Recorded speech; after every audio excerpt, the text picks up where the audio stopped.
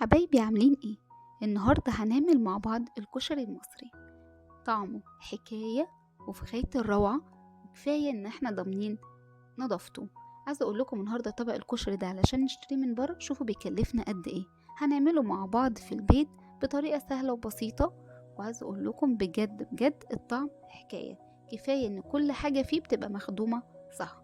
يلا بينا نشوف عملنا الجمدان ده ازاي. اول حاجه سلقنا العدس بجبه، والميه بتاعه العدس ما بنكبهاش علشان هنستخدمها بعدين. بعد كده عندي هنا بصل ابيض مقطعاه جوليان، وحطيت عليهم معلقتين كبار من النشا.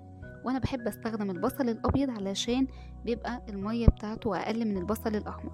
وحطيت عليهم رشه من الملح واقلبهم مع بعض كويس، وابدا افك البصل من بعضه علشان لما يتحمر يبقى كريسبي وحلو.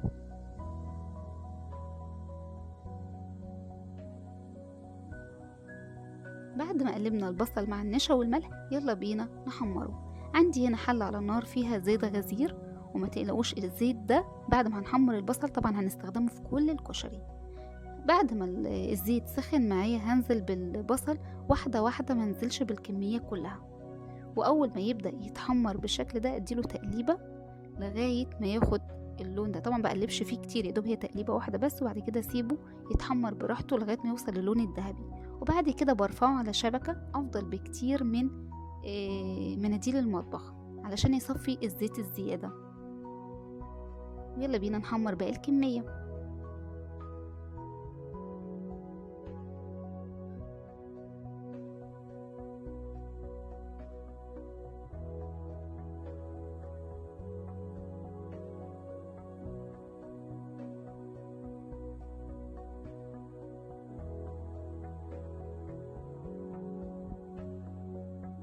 بعد ما حمرنا البصل عايزه اقول لكم شايفين لونه ازاي حلو وبجد كريسبي وطعمه حكايه.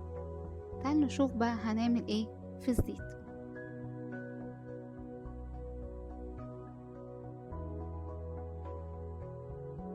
بعد كده هجيب الحله اللي هعمل فيها الصلصه واصفي فيها شويه من الزيت. وبعد كده الحله اللي احنا حمرنا فيها البصل هنعمل فيها الرز. الاول هنزل بكوبايه من الشعريه وابدا احمرها لغايه ما يبقى لونها ذهبي بالشكل ده. بعد كده هنزل ب3 كوبايات من الرز المصري غسلينه وصفيناه كويس من المية، وابدأ اشوح الرز مع الشعرية لغاية ما الرز ما يسخن.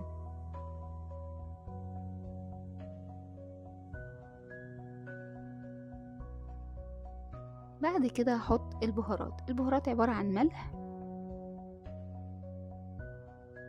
وربع معلقة صغيرة من الكمون وفلفل اسود، وهقلب الكلام ده كله مع بعض.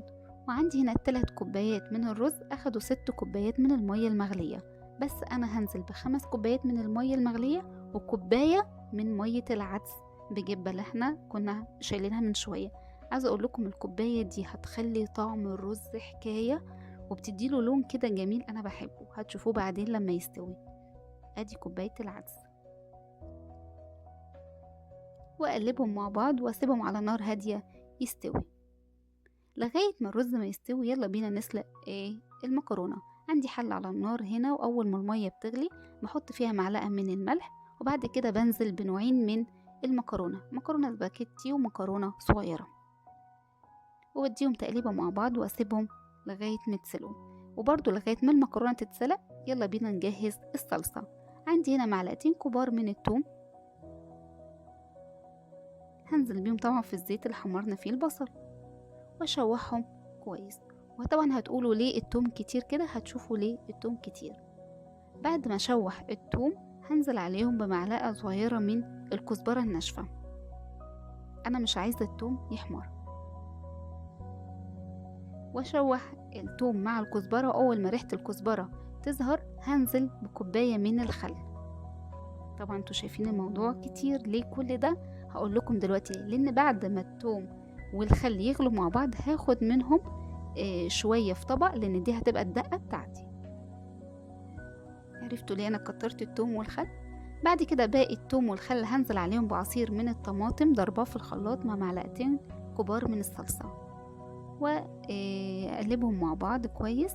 بعد كده يلا بينا نظبط. هحط رشة من السكر وبعد كده احط مكعب من المرقة وفلفل اسود وربع معلقة صغيرة من الكمون. طبعا انا لسه محطتش الملح، اشوف بعدين بعد ما ادوب المكعب المرقة في الصلصة اشوف الملح هيبقى محتاج مني قد ايه يعني. بعد كده بحط معلقة كبيرة من هريسة الشطة، ودي الخطوة دي بتغنيني خالص عن دقة الشطة. انا عندي في البيت هنا كله بيحب الكشري يبقى مشطشط، فعلشان كده انا بحط الشطة في الصلصة.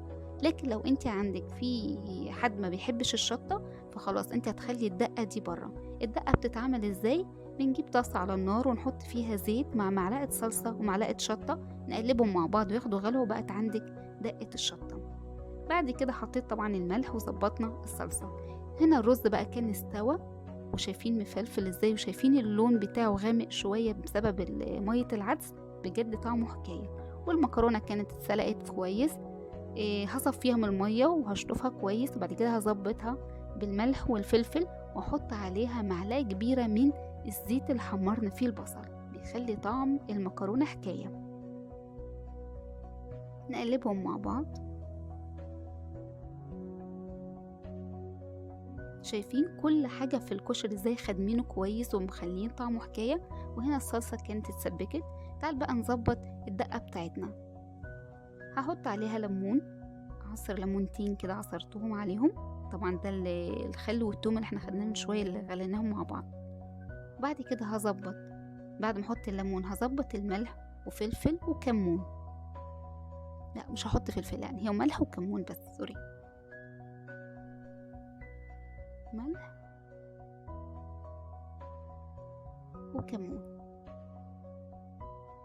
وهقلبهم مع بعض. وطبعا هزودهم خل تاني عشان الكمية دي قليلة. وبكده بقى معايا احلى دقة، بجد طعمها حكاية. وهنا الكشري كله بقى جاهز. ونسيت اقول لكم انا سلقت برضو حمص. طبعا سلق الحمص سهل ومش محتاج اي شرح يعني. نظبط بقى الطبق بتاعنا، نحط الرز مع عليه، نحط عليه العدس، بعد كده المكرونة. وظبطي طبقك حسب ما انتي بتحبي شكله يكون ازاي.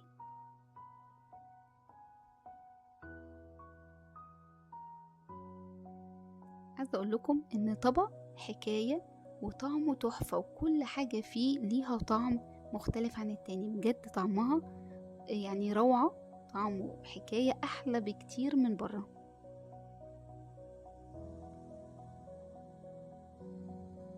شايفين شكل الطبق ازاي جميل، وشكله كده يفتح النفس على الاكل اصلا.